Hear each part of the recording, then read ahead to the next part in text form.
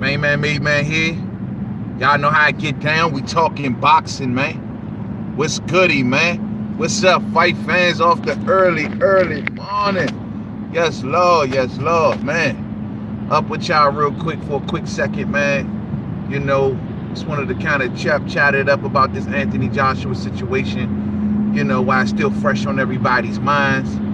And first off, let me just say, forgive me for not doing a Sunday show of We Talking Boxing. I wasn't able to do it because YouTube was having several technical difficulties yesterday for whatever reason. So I wasn't able to upload and do a live stream last night. So maybe we'll do an impromptu show tonight and kind of make it up, you know what I mean? But yeah, man. So check this out, right? I was thinking about this Anthony Joshua situation. And I've been reading a lot of articles and I've been looking at the interviews of Anthony Joshua. And it seems like to me, when I look at the expressions on his face, when I look at the words that are coming out of his mouth, it seems to me that Anthony Joshua seems to be more relieved than devastated that he lost. What I mean by relieved, that I guess at this present moment, Anthony Joshua has no worries about nobody coming up to him talking about what's up with Wilder and what's up with the split. It all kind of goes to rest for him, you know what I'm saying? He don't have to deal with the tough questions no more, right? At least right now, when it comes to Deontay Wilder. He doesn't have to deal with the tough questions no more, at least for right now when it comes to Tyson Fury. When it comes to these fighters, as of this present moment, Anthony Joshua don't have to deal with that. He's relieved. He don't have to deal with the tough questions of, you know, when you're going to do a face-to-face with Wilder and are you going to pull up on him? Like, all of that stuff goes to rest right now for him. So, and I listen to how Anthony Joshua, he always talks about how he want to be a regular dude. He don't want to be famous. See, though a machine was built of Anthony Joshua, I never once said that I thought it was Anthony Joshua's wanting or doing. This was done by Eddie Hearn and Barry Hearn. They built the image, they built the machine, they built the money-making machine. And this was to their doing. And Anthony Joshua just so happened to be the main attraction. Now, he didn't fight against this image. He didn't fight against this machine, but of course he embraced it because he was going to make a lot of money. But at the end of the day, they built that. And I don't know if this is something that Anthony Joshua wanted for himself. Did he want the fame? Did he want to be this money-making machine? Did he want to be known as this guy that's this circus act, if you know, for lack of a better term, you know what I'm saying? Is that what he wanted for himself? Because when I listen to Anthony Joshua talk, it seems to me he don't really care much for the fame. A lot of people give Anthony Joshua a lot of crap about not doing certain interviews and don't talk to the regular folks and all that, you know, and that's some real talk. But at the end of the day, I just don't think this dude is like a fame chaser. I just think he got people around him that made him into that. Look at Terrence Bud Crawford. Terrence Crawford is the same way. Terrence Crawford is the same kind of way. He don't want to be around 1,000,001 cameras, but that doesn't mean that he doesn't love the sport and he doesn't this, that, and the third. It's just that he don't love the fame. And in Anthony Joshua's situation, I just never embraced that he was this fame-loving type dude. He's just never been that kind of way. So him losing these belts, him now having a purpose of going squarely at Andy Ruiz, this gives him some sort of relief, man. It gives him some sort of relief. You say you're not shocked, William Smith? I mean, I think because the shock was, when you got a champion with 3 belts, 4 if you want to really include them all, you think in your mind that he's some sort of invincible guy. You dig? And the last person you expected him to lose to is a short notice opponent. You know what I mean? And this dude lost to a short notice opponent. Not so much of who Andy Ruiz is. We just didn't honestly think he was that good. Plus, on top of that, it was short notice. And he beat the invincible champion. That's why everybody is shocked. You know what I mean? No one thought this was coming. Not to mention all of the hype that was around Joshua. There was a lot of hype around AJ.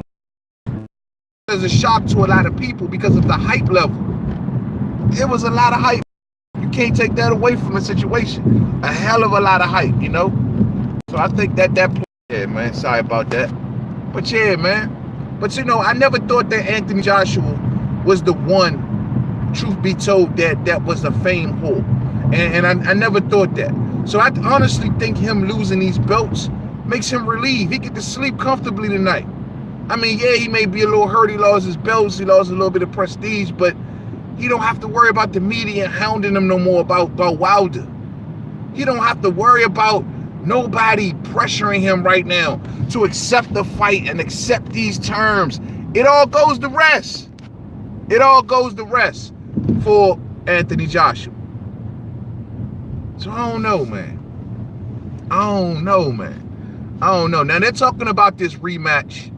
They're saying that the rematch is going to go down in the UK, possibly November, December this year. That's what they're looking at. There's some questions circulating around. Should Anthony Joshua immediately get back into a rematch with Andy Ruiz? Some saying that they're saying that there's going to happen worse in the rematch. William Smith says one defeat doesn't make you you retracted your message? Yeah, I mean, no, one defeat doesn't make you a this, that, and the third, man. But when you were playing at the heights that Anthony Joshua was playing at, with the hype level that he had behind him, with all of the expectations of him coming over here to America to do certain things, I think that's why you see people more so shocked and in this shock and awe period right now, because no one expected this, bruh. If you had 100 people giving a prediction, 100, maybe 1 to 2 people out of them 100 would have told you that Andy Ruiz would have won this fight. Maybe 1 to 2 people. You know what I'm saying? So that's what makes it such a shocking awe. But, you know, clearly a lot of the AJ fans, they need a bone thrown to them right now. So let me help out. I'll say this.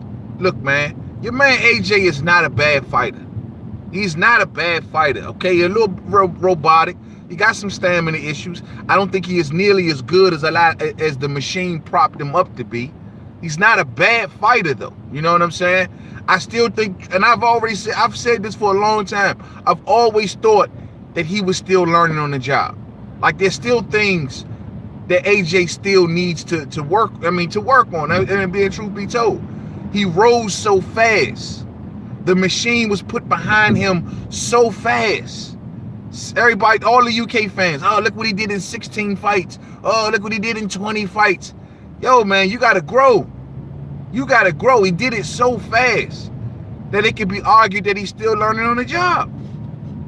You know? So, I mean, I don't know, man. I don't know. William says Wilder will KO him and Fury. Would give him a boxing lesson. Yeah, man, I think Fury boxes him easy. I always said that for a long time. I think Fury's style is all wrong for Anthony Joshua. Fury is too fluid. He moves too much, too agile. He'll put the jab on Anthony Joshua. Joshua will be getting hit all day. Joshua's defense is clearly it's showing some signs that it needs some work. I don't know if Andy Ruiz's hands were just that fast, but yo, I've never seen Joshua get hit that much, man. I mean, in such a short period of time. So it's just, yo, man. I mean, look, everybody has a bad night. Everybody have a bad night. Unfortunately, it was the same night that Anthony Joshua was supposed to come here and to become an American star. Or should I say, introduce himself to the American public. Now, I'm looking at headlines on Boxing Scene this morning, and they're saying that Andy Ruiz is the new American star. He wakes up as some sort of American attraction now. That's supposed to have been Anthony Joshua. That's crazy. King Garita, what's up, King? He says, I would like to see the fight Fury versus AJ. He said, be a good fight. I mean, look, man, Joshua is still in the mix, but he got to go back after these belts. Look, for a lot of people are wondering, should Anthony Joshua immediately go back into the rematch? He got to, man. He got to. There's been too much hype behind to avoid that rematch and postpone it or whatever like that. It would start the whispers, stop people of saying, oh, this was a prospect. Oh man, this guy wasn't that. He has to save face. Eddie Hearn knows this. Eddie Hearn cannot exist right now on the level that he wants to exist in boxing without Anthony Joshua. Do you hear what I'm saying, fight fans? Eddie Hearn cannot exist in the realm that he wants to exist in. Make himself to be this power player. They can't operate in that mode without Anthony Joshua. It's like saying Golden Boy Promotions moving around boxing the way that they want to move without Canelo. They need Anthony Joshua. Now, some may think that, they may prolong the rematch. You say, well, we can't afford him losing right away. I think he needs to go back right in there for that rematch, man. Yeah, he need to work on a game plan, a full training camp, come up with a full game plan and get back on the game, because, making this linger out there, having the Wilder fans pluck at this day in and day out, I'm telling you, man. I'm telling you. You better go back for it, man, if you're a smart fan. I think. Does Ruiz have to run it back since he's the champ now? Well, I'm pretty sure they got a rematch clause. They got a rematch clause involved in this contract, so I'm pretty sure they're going to have to run it back. Word on the curb is that they're going to try to do this in UK and Cardiff. Look, man, my deal is I believe that Andy Ruiz should have some say-so in the rematch. He is the champion now. He did beat the champion on his own terms. You know what I mean? I think honestly he should get the rematch. They're saying that Andy Ruiz made about $5 million for this. So that equates out to what, $6-7 million for him for this fight. A lot of people are also talking about, this could have been Wilder or this could have been Luis Ortiz that got these accolades. That doesn't necessarily mean such. Styles make fights. It's because Andy Ruiz did this tonight doesn't mean that Luis Ortiz would have done that. I mean, the other night doesn't mean Luis Ortiz would have done that. And it doesn't mean that, even though I think Deontay Wilder wins all day, but that doesn't mean it. Andy Ruiz is in his own lane. He went in there on that night and he beat Anthony Joshua. That doesn't say that anybody else would have done it. So people need to stop with this. Luis Ortiz should have took the fight. Deontay Wilder should have took the fight. That could have been him. We don't know that. Styles make fights, man. We need to keep that locked in our brains. Styles make fights. Just because one fighter does something doesn't mean another fighter would do the same thing. It don't mean that. You know what I mean? It don't mean that. Hey, man, what happened to my man Josh Kelly? Josh Kelly, man. What happened to Josh, man? Josh was supposed to go in there and dust Ray Robinson, man. He was supposed to go in there and get the job did. Josh went up in there, hands down. See, the thing I noticed about Josh Kelly in this last fight was, where was the jab, man? Where was the jab, Josh? You got to learn to control fights using your jab and stop trying to move around on the outside so much with your hands down. It's like, to me, this dude, he's standing right on the outside of your punches. He has a good talent for measuring distance. Stands right on the outside of your punches. But the problem is, he likes to counter with straight right hands. And he likes to lead off with a lot of lead right hands because he believes his speed is so good. Well, he has good speed. And he's very talented, very agile. But you got to control fights with your jab, Josh. I want to see Josh Kelly use his jab a lot more. Ray Robinson came in there, started to get up into the chest of Josh, and this is where he started to give Josh a lot of problems, in my opinion. But he got to use that jab more. They called it a draw. I thought Josh could have edged it out by 1 or 2 rounds, but they called it a draw. It was a real close fight, kind of boring a little bit to an extent, but I had to watch it, and I was going to talk about it yesterday, but of course we were having technical difficulties, so I couldn't get online, man. But it is what it is, man. But as for Anthony Joshua, man, yeah, man, I think he's relieved, man. I think he is relieved at this point in time. I think he is sitting back like, yes, now I finally can get myself a good night's sleep.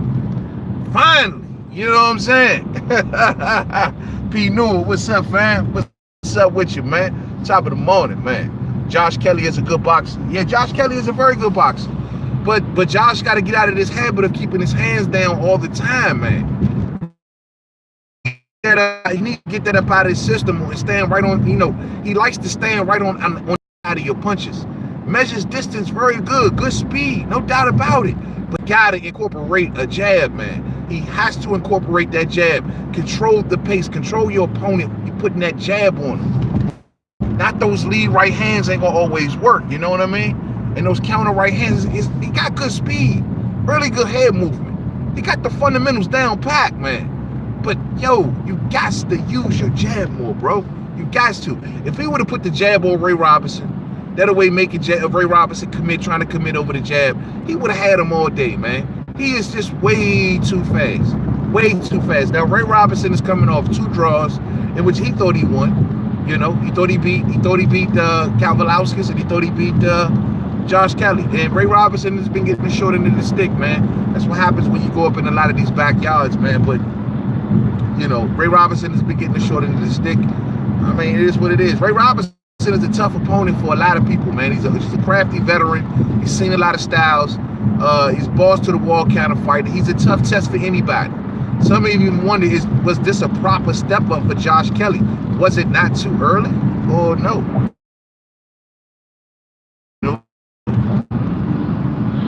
Once Kelly knows to put it all together, he will be dangerous. Yeah, he will be. He's still learning.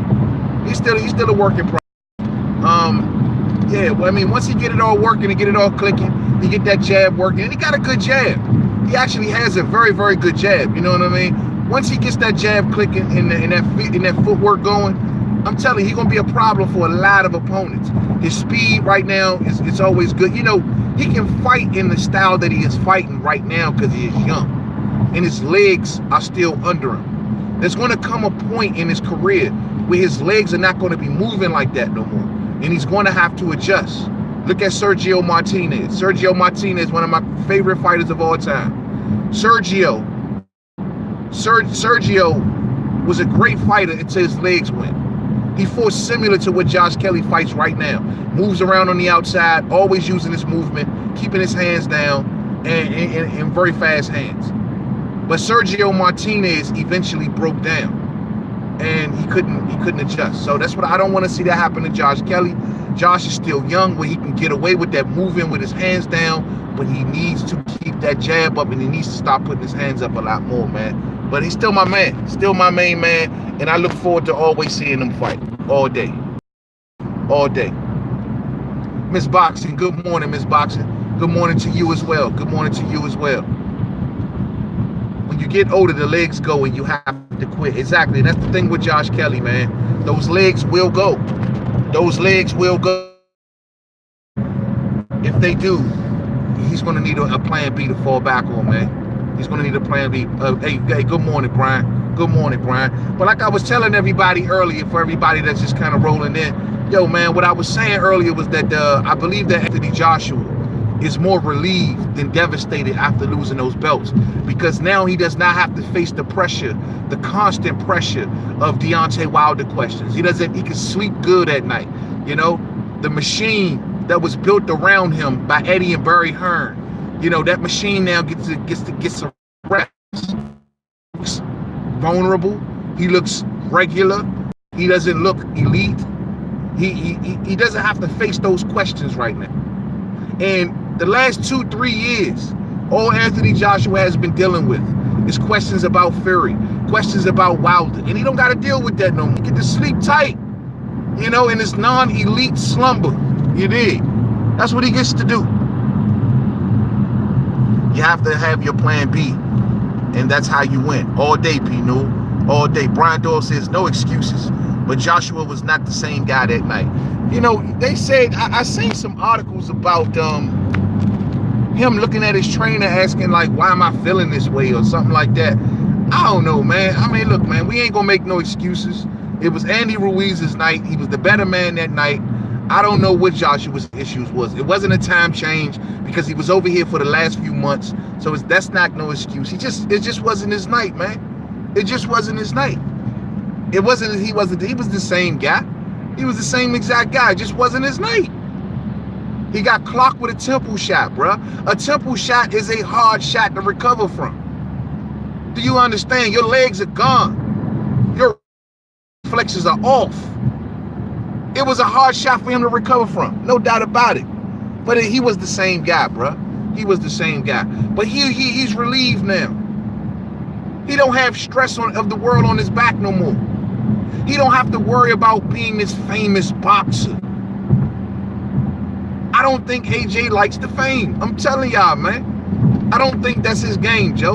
This was a jacket that was put on him by Barry and Eddie Hearn. They made him into a circus act, into some sort of attraction, and so to this money making machine. And though he didn't fight against it, these were the wishes of the Hearns, not the wishes of Joshua. I'm telling y'all, man.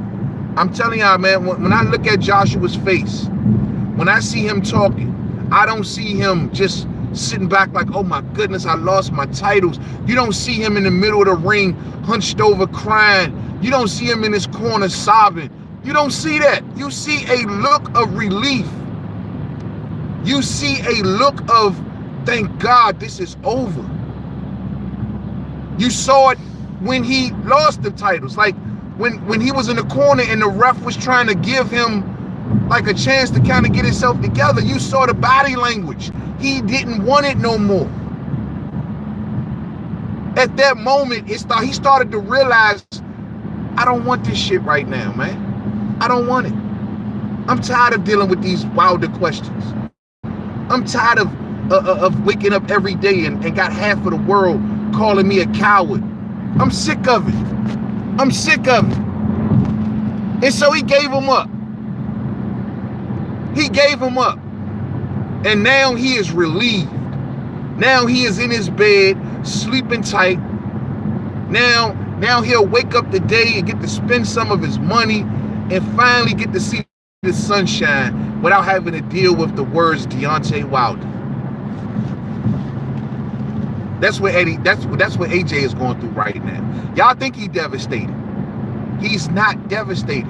I'm telling y'all some real talk, man. We've always associated AJ with the Hearns. We've always associated what Joshua is to the Hearns. Yeah, man. Man, no lie, I would do the same thing. Yeah, man. Yo, he's relieved. But we've always associated him with the Hearns. Everything that Eddie Hearn, all the crap that he's given us over the years, we've always put it at the feet of AJ. Mainly because he never refuted none of it and he went along with the program. But we seen in his eyes, over here in America, we looked into his eyes and we seen what we saw. And we saw a cat that really didn't want it. He didn't want it. I'm telling y'all some real talk, man. I'm telling y'all, man. That dude is like a big kid for real, man. He a big kid, man. He a big kid. When he looks at Wilder, he wants to be Wilder. He knows he's not Wilder. And he wants to be that. He's a big youngin'. And it's all good, man. Brian Doyle says White beats Ruiz, Wilder, Joshua, and loses to Fury. I don't know, man. Dillian White, man, I think he gets stopped by Wilder all day. Big right hand coming right across the ring. I think he gets stopped by Wilder, and I think Tyson Fury, he gives him problems. I think that's a 50-50 fight more so. But I think Tyson Fury gives him problems. White will take chances against Fury, but he won't nearly take those same chances against Wilder. He won't. Gave him up, just like he did at the weigh-in. I really can't get over the fact that he handed that man the titles to take a picture. Yeah, we know that somebody said that there was some sort of curse done at that time, man. Like, that's bad luck. You don't get titles unless someone else holds your belts, or else that could be bad luck. I'm seeing everything from the Drake curse. People saying that Drake embraced them before the fight, and so he got the Drake curse. Look, cut it out, man. It was Andy Ruiz's night. He had a great night. He came in there with a great game plan, with the superior talent, the superior skill set, and he won. Period. You know what I mean? Joshua is 2019 Frank Bruno. Damn. Yeah, man. This is the worst upset since Buster Douglas. They saying this is bad. This will forever be remembered as the night that a Rocky story actually came true. Rocky story really came true. Damn. Yeah, man. But you know, yeah, we put a lot of that at AJ feet, and I don't know if he won. I don't know if this jacket was just put on him. I can't say that, you know what I mean? Maybe it was. You got to feel sorry for him. You got to feel bad for him. Psych! we don't feel shit for him, you know what I mean? But at the end of the day, we give him a lot of shit because of the machine that Hearns turned him into. So I mean, let's just be 100, man. I mean, let him go on, rest up. You know, he don't got the belts no more. So we ain't really got many reasons right now as of today to talk about him, other than the fact that he lost, and he lost everything that the Hearns has worked hard to get him. You know what I'm saying? And it is what it is. We got no real reason to really talk much about him until the rematch. I got to say, you know what I mean? I feel like I got everything off my chest that I had to get off my chest on the night of the fight. So at the end of the day, it's over. I mean, he's not a champion no more. He's a regular fighter at this point. So we'll talk about him as such. He got work to do. If he loses this rematch to Andy Ruiz, he's pretty much finished. He's pretty much finished. You know what I mean? If he loses the rematch, Hearn will be looking for someone else. Hearn need to start that now. That's one thing you got to give Oscar. Oscar don't wait around. Oscar keep his next generation of stars coming. He got Ryan Garcia. He got quite a few other fighters, man, coming with the next generation. Oscar ain't gonna sit back and wait for Canelo to totally break down. You know what I'm saying? Hell to the dog. And Eddie Hearn need to be doing the same damn thing. Because without AJ, like I just told y'all, Eddie Hearn can't move in certain circles no more. Eddie Hearn cannot be this #1 DAZN ambassador without AJ. He can't call up Al Heyman like it's just sweet like that, like you a power player no more. Because without AJ, Eddie Hearn, you are nothing. You have nothing left in this game for anybody to want. You know what I'm saying? Daniel Jacobs lost his title. Demetrius Andrade, well, he's clinging onto that title with his kung fu grip. And Callum Smith, no one's checking for him over here in America. You know what I mean? So the point I'm making is Eddie Hearn without AJ may just be finished as a major power player in boxing. Everything is depending on this rematch, perhaps even the future ranking of Matchroom Boxing. Man, that's how important this rematch is for Anthony Joshua. This is very, very important. So I'm gonna leave it there, man. Yo, man, I got to get ready to go and start my day. I appreciate everybody, man, that rocked with me this morning on this morning's chat, man. Everybody, much love to y'all, man. Y'all have a blessed day today, man. Once again, I apologize for not doing We Talking Boxing yesterday due to technical difficulties from YouTube. We will probably do an impromptu show tonight just to kind of make it up. You know what I mean? But yeah, man, hit the thumbs up for me if you didn't hit it on the way in. Hit it on the way out for the homie, man. You know what I'm saying? Much love to each one of y'all. Y'all have a blessed day out there. Stay stress-free and stay sucker-free all day. To the next video, Main Man, Made Man. Don't forget to subscribe. Twitter, Made Man 511. Facebook, Main Man, Made Man Boxing Forum. Instagram, Made Man, Made Man. Much love to y'all. Brian Doyle says Warren cuts his nose off to spite his face. Warren don't give a damn, Brian. He don't give a damn. Much love to y'all, man. And until the next one, peace out.